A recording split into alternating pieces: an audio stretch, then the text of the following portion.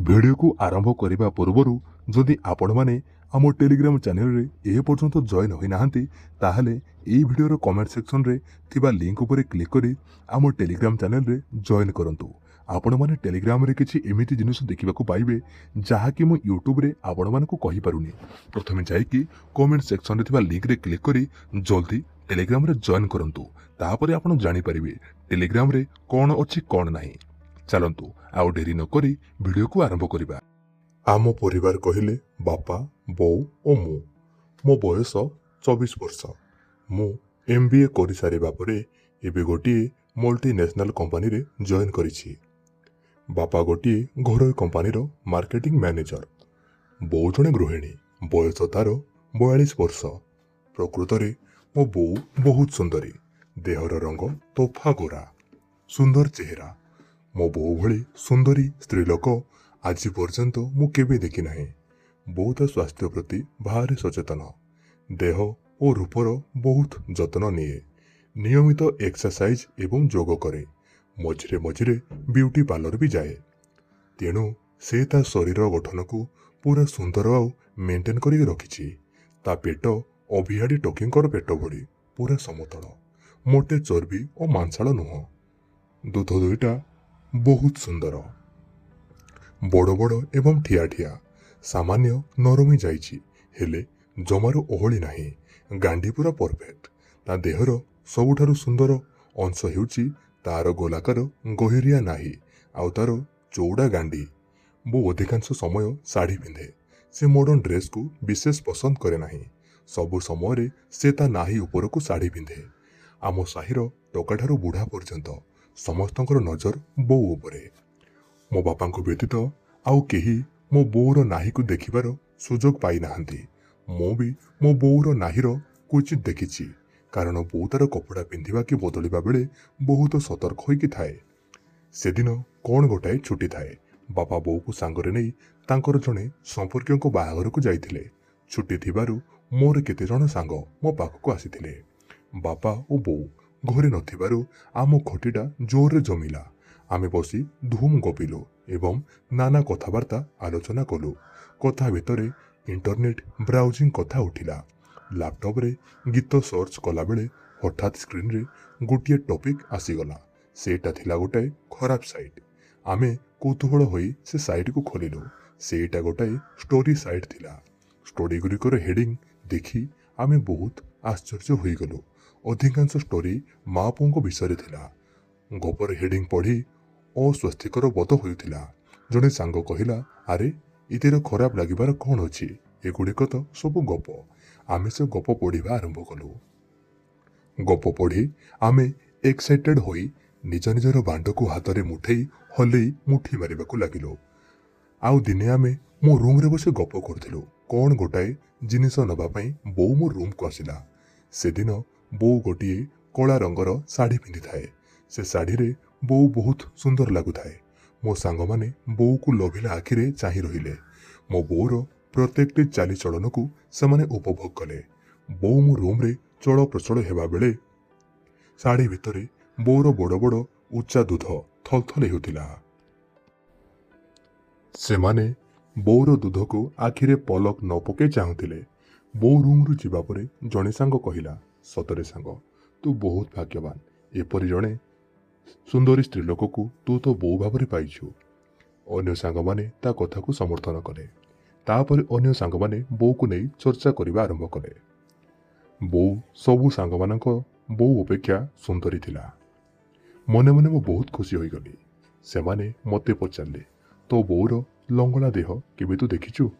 से कथा शुणे मते बहुत खराब लागिला। मो कहली ना। मो कथा शुणी सरोज कहिला सतरे राजू तू किछि होई परिबुनी। भगवान तोते गोटिए एते सुंदरी बो देइछंती किंतु तू एहार किछि सुजोग नहीं पारुनो। मते जदि भगवान तो बो भली गोटिए सुंदरी माइकेना को बो रूपरे देई थांते ना मु केते केते कथा सब करि सारंतिनी। जगन कहिला कौन कौन सब करिथांतु कहिलु। सरोज कहिला बाहरे टोकींको पछरे लाइन न मारी बो को लाइन मारी पटई थांती। मते आउ एमिति मुठी मारिबा दरकार पड़ंता नाही। मो बो को सांग माने चली जिबा परे मु सेमानक कथा भाबिली। ସେହି ଦିନଠାରୁ ବୋଉ ପ୍ରତି ମୋର ଦୃଷ୍ଟିଭଙ୍ଗୀ ବଦଳିଗଲା। ମୁଁ ମୋ ବୋଉକୁ ଅଲଗା ନଜରରେ ଦେଖିବା ଆରମ୍ଭ କଲି। ଏହା ପୂର୍ବରୁ ମୁଁ ମୋ ବୋଉକୁ ଏମିତି ଦୃଷ୍ଟିରେ କେବେ ବି ଭାବିନଥିଲି। ଏବେ ମୁଠି ମାରିବା ବେଳେ ବୋଉ କଥା ଭାବୁଛି। ବୋଉ ଦେହର ବିଭିନ୍ନ ଅଙ୍ଗ ବିଷୟକୁ ମନେ ପକାଉଛି। ଆଗ ଅପେକ୍ଷା ମୁଠି ମାରିବାରେ ମୋତେ ଅଧିକ ଆନନ୍ଦ ମିଳୁଛି। ଏବେ ମୋ ମନରେ କେବଳ ଗୋଟିଏ ଭାବନା, କେମିତି ମୁଁ ମୋ ସୁନ୍ଦରୀ ବୋଉକୁ ଘେହିବି। ମୋ ବୋଉକୁ ଜବରଦସ୍ତି ଘେହିବା ପାଇଁ ଚାହୁଁନାହିଁ। ତାର ସମ୍ମତି ନେଇ ତାକୁ ପଟାପଟି କରି ଘେହିବାକୁ ଚାହୁଁଛି। ତେଣୁ ମୁଁ ସବୁବେଳେ କିଛି ଉପାୟ ଚିନ୍ତା କରୁଛି, କେମିତି ତାକୁ ପ୍ରଥମେ ପ୍ରଲୋଭିତ କରିବି, ତାର ଅଧା ଲଙ୍ଗଳା ଦେହ ଦେଖିବି ଏବଂ ତା ନାହିକୁ ଚାଟିବି। ଗତକାଲି ବୋଉ ବାସନ ସଫା କରିବା ସମୟରେ ମୁଁ ଗୋଟିଏ ପ୍ଲାନ୍ କଲି। ହାତରେ ଗୋଟାଏ ପୋକ ଧରି ବୋଉ ନିକଟକୁ ଗଲି। ପୋକଟିକୁ ନେଇ ବୋଉର ବ୍ଲାଉଜ ଭିତରେ ପୂରେଇ ଦେଇ ମୁଁ ହଲ୍ ଭିତରକୁ ଚାଲିଗଲି। କିଛି ସମୟ ପରେ ମୁଁ ରୋଷେଇ ଘରକୁ ବୋଉ ପାଖକୁ ଆସି କହିଲି, ବୋଉ, ତୋ ପିଠିରେ ଗୋଟାଏ ପୋକ। ବୋଉ ଡରିଯାଇ ତା ଶାଢ଼ୀର ପଣତକୁ ପିଠିରୁ ବାହାର କରି ପୋକକୁ ଖୋଜିଲା। ବୋଉ ତା ଛାତିରୁ ଶାଢ଼ୀ ପଣତକୁ ଖସେଇ ପୋକ ଖୋଜିବା ବେଳକୁ ତାର ବଡ଼ ବଡ଼ ଦୁଧର ମଝି ଗହିରା ଅଂଶ ମୋ ଆଖିରେ ପଡ଼ିଲା। ମୁଁ ବୋଉର ଦୁଇ ଦୁଧର ମଝି ଗହିରା ଅଂଶକୁ ଜୀବନରେ ପ୍ରଥମ ଥର ପାଇଁ ଦେଖି ପୁରା ଆଶ୍ଚର୍ଯ୍ୟ ହୋଇଗଲି। ବୋଉ ଦୁଧ ମଝିର ଫାଙ୍କକୁ ଦେଖି ମୋ ବାଣ୍ଡ ପୁରା ଶକ୍ତ ହୋଇ ଛିଡ଼ା ହୋଇଗଲା। ବୋଉ ପୋକକୁ ଖୋଜିବା ଆରମ୍ଭ କରି ଲାଗି ପଡ଼ିଥିଲା। ମୁଁ କହିଲି, ବୋଉ, ପୋକଟା ବୋଧେ ତ ବ୍ଲାଉଜ ଭିତରେ ପଶିଛି। ବୋଉ ସଙ୍ଗେ ସଙ୍ଗେ ପୋକକୁ ବାହାର କରିବାକୁ ଚେଷ୍ଟା କଲା, କିନ୍ତୁ ପୋକ ପାଖକୁ ତା ହାତ ପାଇଲା ନାହିଁ।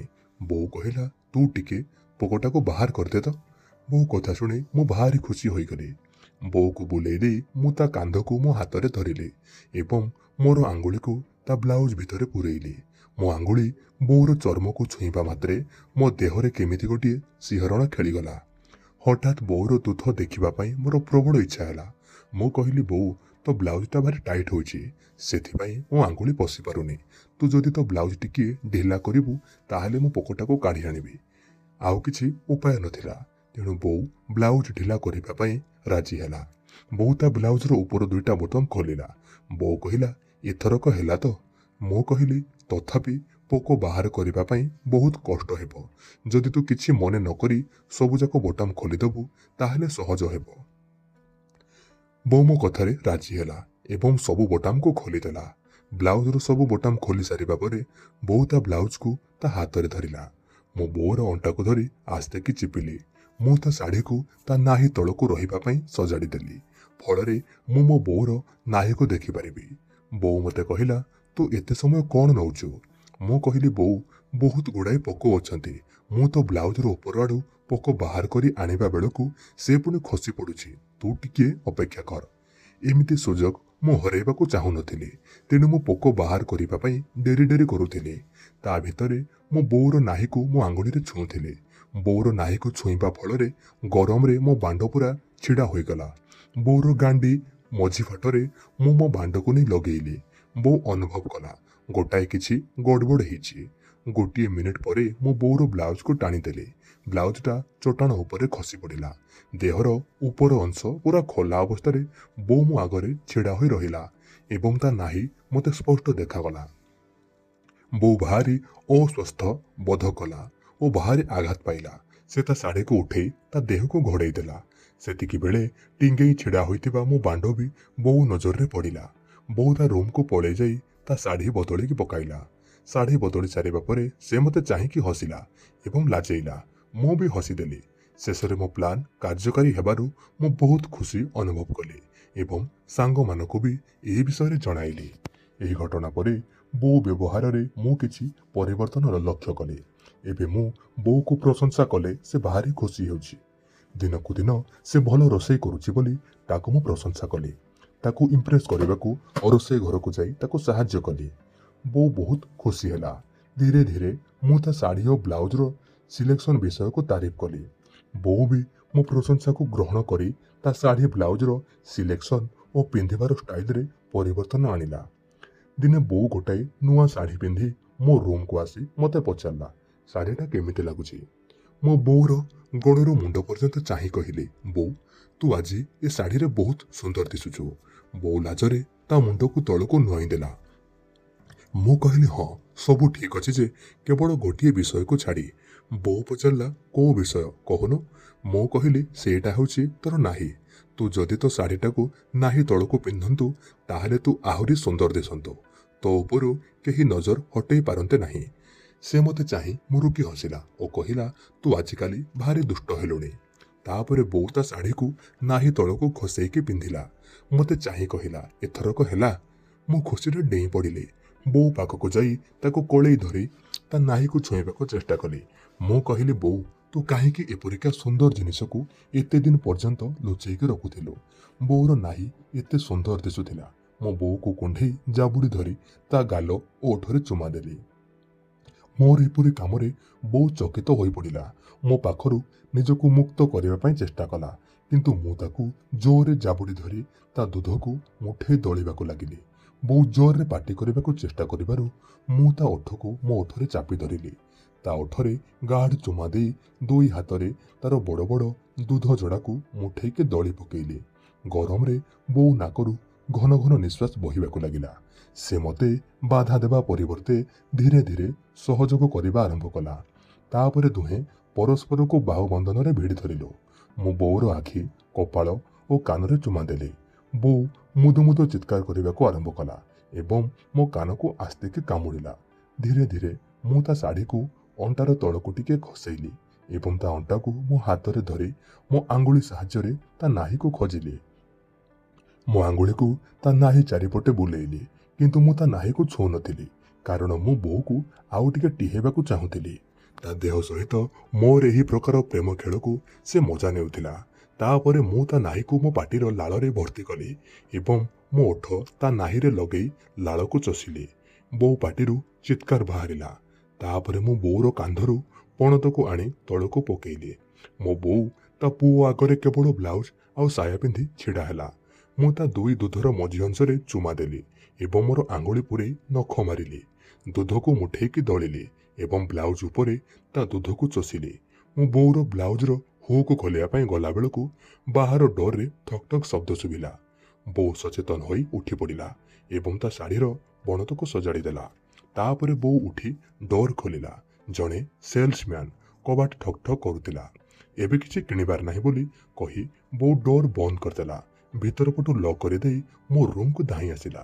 ମୋତେ ନିବିଡ଼ ଭାବରେ କୁଣ୍ଢେଇ ଧରି ମୋ ମୁହଁ ସାରା ଚୁମା ଦେବାକୁ ଲାଗିଲା। ବୋଉ ମୋ କାନରେ ଫୁସ୍ଫୁସ୍ କଣ୍ଠରେ କହିଲା, ରାଜୁ ତୁ ଯାହା ସବୁ କରୁଛୁ ମୋତେ ବହୁତ ଭଲ ଲାଗୁଛି। ତୋ ବାପା କେବେ ବି ଏମିତି କରନ୍ତି ନାହିଁ। ତୋ ବାପା ଓ ମୋ ଭିତରର ସ୍ୱାମୀ ସ୍ତ୍ରୀ ସମ୍ପର୍କ ପୁରା ଠପ୍ ହୋଇଯାଇଛି। ଏ 6 ବର୍ଷ ଭିତରେ ସେ ମୋ ସହିତ ଥରଟିଏ ବି ସମ୍ପର୍କ ରଖିନାହାନ୍ତି। ମୁଁ ଆଉ ସମ୍ଭାଳି ରହିପାରୁନି। ତୁ ମୋତେ କହ ମୁଁ କ'ଣ କରିବି। ବୋଉ ଗୋଟିଏ ଖରାପ ବେଧେଇ ମାଇକିନା ଭଳି ହେବାକୁ ଲାଗିଲା। ତାକୁ ଗେହିବାର ଏପରି ଗୋଟିଏ ସୁଯୋଗ ହାତଛଡ଼ା କରିବା ପାଇଁ ମୁଁ ଚାହିଁଲି ନାହିଁ। ମୋ ବୋଉକୁ ମୋ ଦୁଇ ହାତରେ ଉଠେଇ ନେଇ ବେଡ୍ ଉପରେ ଶୁଆଇଲି। ତା ଶାଢ଼ୀକୁ ଟାଣି ଖୋଲି ପକେଇଲି। ତା ନାହିରେ ଚୁମା ଦେଲି ଏବଂ ତା ବ୍ଲାଉଜକୁ ଖୋଲି ପକେଇଲି। ସେ ଜୋରରେ ଚିତ୍କାର କରିବାକୁ ଲାଗିଲା। କହିଲା ତୁ ଏସବୁ କୋଉଠୁ ଶିଖିଲୁ? ମୁଁ ଆଉ ସମ୍ଭାଳି ପାରୁନି। ତୁ ମୋତେ ଟିହାଇ ଆଉ ହରକତ କରନା। ମୋତେ ତୁ ଶୀଘ୍ର ଶାନ୍ତ କରିଦେ। ମୁଁ ବୋଉ ଦେହରୁ ସବୁ ପୋଷାକ ଖୋଲି ତାକୁ ପୁରା ଲଙ୍ଗଳା କରିଦେଲି। ଏବେ ମୋ ବୋଉ ମୋ ଆଗରେ ପୁରା ଲଙ୍ଗଳା ବେଡ୍ରେ ଶୋଇଥିଲା। ତା ଦେହରେ ଖଣ୍ଡିଏ ବି କପଡ଼ା ନାହିଁ। ମୁଁ ମୋ ଦୁଇ ହାତରେ ତା ଦୁଇଟା ଯାକ ଦୁଧକୁ ଧରି ଖେଳିବାକୁ ଲାଗିଲି। ଦୁଧ ଭୁଣ୍ଡିକୁ ଦୁଇ ଆଙ୍ଗୁଳିରେ ମଳିକି ଚୁମୁଟିଲି ଏବଂ ପାଟିରେ ପୂରେଇ ଛୋଟ ଛୁଆ ଭଳିଆ ଚୁଚୁମି ଚାଲିଲି। ବୋଉ ଜୋରରେ ଚିତ୍କାର କରିବାକୁ ଲାଗିଲା। ରୁମ୍ ଭିତରଟା ବୋଉର ଚିତ୍କାରରେ ଭରିଗଲା। ମୋ ସାର୍ଟ ପ୍ୟାଣ୍ଟ ଖୋଲି ମୋତେ ଲଙ୍ଗଳା କରିବା ପାଇଁ ବୋଉକୁ କହିଲି। ବୋଉ ଯେତେବେଳେ ମୋ ପ୍ୟାଣ୍ଟର ଜିପ୍ ଖୋଲିଲା, ପ୍ୟାଣ୍ଟ ଭିତରେ ଶକ୍ତ ହୋଇ ଛିଡ଼ା ହୋଇଥିବା ମୋ ବାଣ୍ଡ ହଠାତ୍ ବାହାରି ଆସି ବୋଉର ମୁହଁ ଆଗରେ ଛିଡ଼ା ହୋଇଗଲା। ବୋଉ ମୋ ବାଣ୍ଡକୁ ଦେଖି ଆଶ୍ଚର୍ଯ୍ୟ ହୋଇଗଲା। ଏତେ ବଡ଼ ବାଣ୍ଡକୁ ଦେଖି ବୋଉ ପୁରା ଗରମ ହୋଇ ଉଠି କହିଲା, ତୋ ବାଣ୍ଡ ଏତେ ବଡ଼ ହୋଇଥିବ ବୋଲି ମୁଁ କେବେ ବି ଭାବିନଥିଲି। ଏଇଟା ପ୍ରକୃତରେ ତୋ ବାପାଙ୍କ ବାଣ୍ଡଠାରୁ ବି ବହୁତ ବଡ଼। ସେ ଚଟାପଟ ମୋ ବାଣ୍ଡକୁ ଧରି ନେଇ ପାଟିରେ ପୂରେଇ ଚଷିବାକୁ ଲାଗିଲା ଏବଂ ମୋ ବାଣ୍ଡର ଗୁଲି ସହିତ ଖେଳିବାକୁ ଲାଗିଲା। ମୋ ବୋଉର ଦୁଧ ସହିତ ଖେଳୁଥିଲି। 5 ମିନିଟ୍ ଭିତରେ ମୋ ବାଣ୍ଡରୁ ପିଚକାରୀ ମାରିବା ଭଳି ବୀର୍ଯ୍ୟ ବୋଉର ମୁହଁ ଓ ପାଟି ଉପରକୁ ପିଚିକି ଗଲା। ବୋଉ ସବୁଯାକ ବୀର୍ଯ୍ୟକୁ ଢୋକିକି ପିଇଗଲା। ବୋଉ ମୋ ଉପରକୁ ଝାମ୍ପି ପଡ଼ି ମୋ ବେକକୁ ଗୋଟିଏ ଛୋଟ ପିଲା ପରି ଧରିଲା। ମୁଁ ତାକୁ ହାତରେ ଉଠେଇକି ଧରିଲି ଏବଂ ସେ ମୋ ଅଣ୍ଟା ଉପରେ ବସି ମୋ ଓଠ ଓ ବେକରେ ଚୁମା ଦେଲା। ମୁଁ ତାକୁ ବେଡ୍ ଉପରେ ଶୁଆଇ ଦେଇ ତା ଦୁଇ ଗୋଡ଼କୁ ଫାଡ଼ି ତା ବିଆରେ ମୋ ଆଙ୍ଗୁଳିକୁ ପୂରେଇଲି। ତାପରେ ମୁଁ ତା ବିଆକୁ କୁକୁର ଭଳିଆ ଜିଭ ବୁଲେଇ ବୁଲେଇ ଚାଟି ଚାଲିଲି। ଏଇଟା ତାକୁ ବହୁତ ଆନନ୍ଦ ଦେଉଥିଲା। ସେ ଜୋରରେ ଚିତ୍କାର କରିବାକୁ ଲାଗିଲା। ତାପରେ ମୁଁ ମୋର ଶକ୍ତ, ଲମ୍ବା ଓ ମୋଟା ବାଣ୍ଡକୁ ବୋଉର ବିଆ ଭିତରେ ପୂରେଇଲି। ବୋଉର ବିଆ ଭାରି ଟାଇଟ୍ ଲାଗୁଥିଲା। ବହୁତ ଦିନ ହେବ ବାପା ବୋଉକୁ ଘେଣୁ ନଥିଲେ। ମୁଁ ଧୀରେ ଧୀରେ ମୋ ବାଣ୍ଡକୁ ବୋଉର ଟାଇଟ୍ ବିଆ ଭିତରକୁ ଦାବିକି ପୁରାଉଥିଲି। ଶେଷରେ ମୋ ବାଣ୍ଡ ପୁରା ବୋଉର ବିଆ ଭିତରେ ଗଳିଗଲା। ପରେ ମୁଁ ଗେହିବାର ଗତି ଧୀରେ ଧୀରେ ବଢ଼େଇଲି। ବୋଉ ଯନ୍ତ୍ରଣାରେ ଚିତ୍କାର କରିବାକୁ ଲାଗିଲା। 20 ମିନିଟ୍ ଗେହିବା ପରେ ଦୁହେଁ ଚରମ ଅବସ୍ଥାରେ ପହଞ୍ଚିଲୁ। ମୋ ବାଣ୍ଡରୁ ଗରମ ଗରମ ବୀର୍ଯ୍ୟ ବୋଉର ବିଆ ଭିତରକୁ ବାହାରିଗଲା। ଏବେ ମୋ ବୋଉର ବିଆ ତା ପୁଅ ବୀର୍ଯ୍ୟରେ ପୁରାପୁରି ପୂରି ଯାଇଥିଲା। ବୋଉ ବିଆ ଭିତରେ ମୋ ବାଣ୍ଡ ପଶି ରହିଥିବା ଅବସ୍ଥାରେ ଦୁହେଁ ଶୋଇଗଲୁ। କିଛି ସମୟ ଚୁପଚାପ ପଡ଼ି ରହିବା ପରେ ମୁଁ ବୋଉର ଦୁଧ ସହିତ ପୁଣି ଖେଳିବା ଆରମ୍ଭ କଲି। ବୋଉ ମୋ ମୁହଁକୁ ଚାହିଁ ହସି ଦେଇ କହିଲା, ଦୁଷ୍ଟ, ତୁ ପୁଣି ଥରେ ତୋ ବୋଉକୁ ଗେହିବା ପାଇଁ ରେଡି ହୋଇଗଲୁଣି। ମୋ ମଥାରେ ଚୁମା ଦେଇ କହିଲା, ଏଇଟା ମୋ ଜୀବନରେ ଗୋଟିଏ ସବୁଠାରୁ ଆନନ୍ଦର ମୁହୂର୍ତ୍ତ। ମୋ ଆଗରୁ ଗେହିବାର ଏତେ ସୁଖ କେବେ ବି ପାଇନଥିଲି। ତୁ ମୋତେ ଆଉ ଗୋଟିଏ ଅଲଗା ପୃଥିବୀକୁ ନେଇଗଲୁ। ତୋ ପରି ପୁଅ ପାଇଥିବାରୁ ମୁଁ ବହୁତ ଭାଗ୍ୟବତୀ। ଆଜିଠାରୁ ମୁଁ ତୋର ଯେତେବେଳେ ଇଚ୍ଛା ଯାହା ଇଚ୍ଛା ହେବ ତୁ କରିବୁ। ତୁ ମୋର ସୁଇଟି। ମୁଁ କହିଲି, ବୋଉ, ଆଜି ଦିନଟା ମୋ ଜୀବନର ଏକ ଅବିସ୍ମରଣୀୟ ଦିନ। କାରଣ ମୋର ଗୋଟିଏ ବଡ଼ ସ୍ୱପ୍ନ ଆଜି ସତ ହୋଇଛି। ଭଗବାନଙ୍କୁ ଅଶେଷ ଧନ୍ୟବାଦ ଯେ ସେ ତୋ ପରି ଗୋଟିଏ ସୁନ୍ଦରୀ ସ୍ତ୍ରୀ ଲୋକକୁ ମୋ ବୋଉ କରିଛନ୍ତି। ବୋଉ, ମୁଁ ତୋତେ ବହୁତ ଭଲ ପାଏ। ବୋଉ କହିଲା, ଯେଉଁଦିନ ତୁ ମୋତେ ପ୍ରଥମେ ପ୍ରଶଂସା କରିବା ଆରମ୍ଭ କଲୁ ସେଇଦିନ ମୁଁ ଜାଣିଲି ତୁ ମୋ ଉପରେ ଆଖି ପକେଇଛୁ। ଆଉ ଦିନେ ନା ଦିନେ ତୁ ମୋତେ ନିଶ୍ଚୟ ଗେହିବୁ। ବୋଉର କର୍ତ୍ତବ୍ୟ ହେଉଛି ତା ପୁଅର ସବୁ ଇଚ୍ଛା ପୂରଣ କରିବା। ମୋତେ ଗେହିବା ପାଇଁ ତୋ ଇଚ୍ଛାକୁ ମୁଁ ପୂରଣ କରିଛି। ତୋତେ ସ୍ୱାମୀ ରୂପେ ପାଇ ତୋ ସ୍ତ୍ରୀ ବହୁତ ଭାଗ୍ୟବତୀ ହେବ। ମୁଁ କହିଲି, ବୋଉ, ତୋତେ ବି ବହୁତ ଧନ୍ୟବାଦ। ମୁଁ ତୋତେ ବହୁତ ଭଲ ପାଏ। ବୋଉ କହିଲା, ମୁଁ ବି ତୋତେ ବହୁତ ଭଲ ପାଏ। ଆଜିଠାରୁ ତୁ ଆଉ ମୋତେ ବୋଉ ଡାକିବୁ ନାହିଁ, ମୋତେ ନାଁ ଧରି ଡାକିବୁ। ଆଜିକାଲି ମୋତେ ଖୁସି କରିବା ପାଇଁ ସେ ସବୁ ପ୍ରକାର ଚେଷ୍ଟା କରୁଛି। ବୋଉ ସବୁ ସମୟରେ ଶାଢ଼ୀକୁ ତା ନାହି ତଳକୁ ପିନ୍ଧୁଛି। ମୋତେ ଖାଇବାକୁ ଦେଲାବେଳେ ସେ ତା ଶାଢ଼ୀକୁ ସଜାଡ଼ି ମୋତେ ତା ଦୁଇ ଦୁଧର ମଝି ଭାଗକୁ ଦେଖାଉଛି। ବାପା ଘରେ ଥିବା ଦିନ ବୋଉକୁ ଗେହିବା ପାଇଁ ତ ବିଶେଷ ସୁଯୋଗ ମିଳେ ନାହିଁ। ମୁଁ ଗାଧୋଇବା ପାଇଁ ଯିବା ବେଳକୁ ମୁଁ ପିଠି ଘଷି ଦେବାର ସାହାଯ୍ୟ କରିବା ପାଇଁ ବାପାଙ୍କ ଆଗରେ ମୁଁ ବୋଉକୁ କହୁଛି। ବାପା ବି ମୋ ପିଠି ଘଷି ଦେବାରେ ମୋତେ ସାହାଯ୍ୟ କରିବା ପାଇଁ କହି ବୋଉକୁ ଗାଧୁଆଘର ଭିତରକୁ ପଠାଉଛନ୍ତି। ବୋଉ ଗାଧୁଆଘରକୁ ଆସିବା ମାତ୍ରେ ମୁଁ ଭିତରୁ ଗାଧୁଆଘର କବାଟ ବନ୍ଦ କରିଦେଇ ବୋଉକୁ ମୋ ଉପରକୁ ଭିଡ଼ି ନେଉଛି ଏବଂ ତା ଶାଢ଼ୀ ଖୋଲି ଲଙ୍ଗଳା କରି ବାଥ୍ ଟ୍ୟୁବ୍ ଭିତରେ ତାକୁ ଆଣ୍ଠେଇକି ମସ୍ତ କରି ଗେହୁଁଛି। ବାପାଙ୍କର ସରଳତା ବିଷୟରେ କଥା ହୋଇ ବୋଉ ଓ ମୁଁ ବହୁତ ହସୁଛୁ। ବାପା ଘରେ ଥିବା ବେଳେ ବି ବୋଉ ଓ ମୁଁ ଆମେ ଧୁମ୍ ଘିଆଁ ଘିଁ ହେଉଛୁ। ଆଜି ପର୍ଯ୍ୟନ୍ତ ବୋଉ ଓ ମୋ ଭିତରେ ଘିଆଁ ଘିଁ ନିୟମିତ ଚାଲିଛି। କେବଳ ମୋ ବେଡରୁମ୍ରେ ନୁହେଁ, ବାପା ବୋଉଙ୍କ ବେଡରୁମ୍, ରୋଷେଇ ଘର, ଡ୍ରଇଂ ରୁମ୍, ଗାଧୁଆ ଘର, ସିଡି ରୁମ୍ ସବୁଠାରେ ମୋ ବୋଉକୁ ଆଣ୍ଠେଇକି ଠିଆରେ ବହୁତ ଘେହିଁଛି। ତ ଦର୍ଶକ ବନ୍ଧୁ, ଏ ଥିଲା କାହାଣୀ ଏଇଠି ସମାପ୍ତ ହେଉଛି। ଏ କାହାଣୀ ଆପଣମାନଙ୍କୁ କେମିତି ଲାଗିଲା ଆପଣମାନେ ଆପଣଙ୍କର ମତାମତ କମେଣ୍ଟ ସେକ୍ସନରେ ନିଶ୍ଚୟ ଜଣାଇବେ। ଆଉ ହଁ, ଯଦି ଏପର୍ଯ୍ୟନ୍ତ ଟେଲିଗ୍ରାମରେ ଜଏନ୍ କରିନାହାନ୍ତି ତାହେଲେ ଏହି ଭିଡ଼ିଓର କମେଣ୍ଟ ସେକ୍ସନରେ ଥିବା ଲିଙ୍କ ଉପରେ କ୍ଲିକ୍ କରି ଜଲ୍ଦି ଆମ ଟେଲିଗ୍ରାମରେ ଜଏନ୍ କରନ୍ତୁ। ଲିଙ୍କ କମେଣ୍ଟ ସେକ୍ସନରେ ପିନ୍ କରାହେଇଛି। ରହୁଛି, ଧନ୍ୟବାଦ।